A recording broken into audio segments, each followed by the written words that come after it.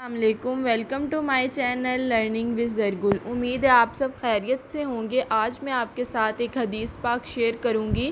جہنم سے نکلوانے والی سورت کون سی ہے؟